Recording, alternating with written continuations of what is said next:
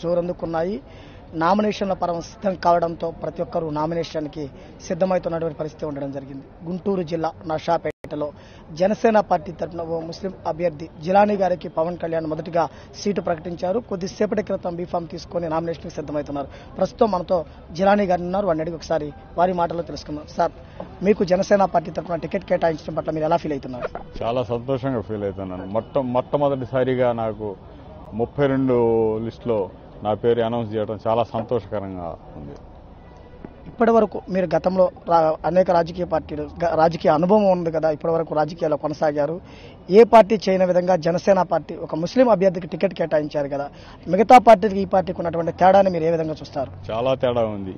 ఇది అన్ని కుల మతాలకు అతీతంగా పనిచేస్తుంది జనసేన పార్టీ. అందుకే ముస్లిం ఒక జిల్లాలోనే గుంటూరు 1 నర్సాపేట ఇవ్వడం జరిగింది.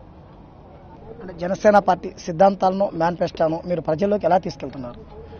జనతరంగం, జనబాట కార్యక్రమంలో జనంలో స్వచ్ఛందంగా ప్రతి ఇంటికి పోవడం జరిగింది. గత 4 రోజుల నుంచి ఎన్నికల ప్రచారంలో భాగంగా ప్రతి ఇంటింటికి జరుగుతుంటే స్వచ్ఛందంగా ఓటర్స్ బయటికి వచ్చి స్వాగతిస్తున్నారు. జనసేన పార్టీ కార్యకర్తలకు, అభిమానులకు, మీ అభిమానులకు ఎన్నికలకు ఏ విధంగా సిద్ధం కావాలని మీరు పిలుపునిస్తారు? రేపు 22వ తారీఖు నామినేషన్ సందర్భంగా ఈరోజు అందరితో మమేకమయ్యి అనౌన్స్ చేయడం జరిగింది 22 నామినేషన్ అని. నామినేషన్ ప్రక్రియ అయిపోయినాక జనంలో దూసుకుని పోవడానికి సిద్ధంగా ఉన్నాం. జనసేన పార్టీ జెండా నర్సాపేటలో ఎగరేయడానికి అవకాశం ఉందా? 100% అవకాశం ఉంది.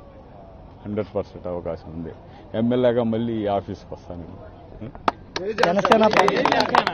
జనసేన పార్టీ సిద్ధాంతాలు, మేనిఫెస్టోలో ప్రజల్లోకి తీసుకెళ్లడమే కాకుండా ప్రజల తరపున ఉండి ప్రజా సమస్యలపై పోరాడతాం, ఒక ముస్లిం అభ్యర్థిగా నాకు ఇచ్చిన అవకాశాన్ని సద్వినియోగం చేసుకుని అమరావతి అసెంబ్లీలో ముస్లిం అభ్యర్థిగా జనసేన పార్టీ ఎమ్మెల్యేగా అడుగు పెడతానంటూ కూడా జిలానీ గారు చెప్పడం జరుగుతుంది.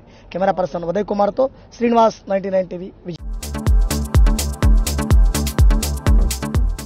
Hi, this is Siddhi Idnani and please do subscribe to New Waves.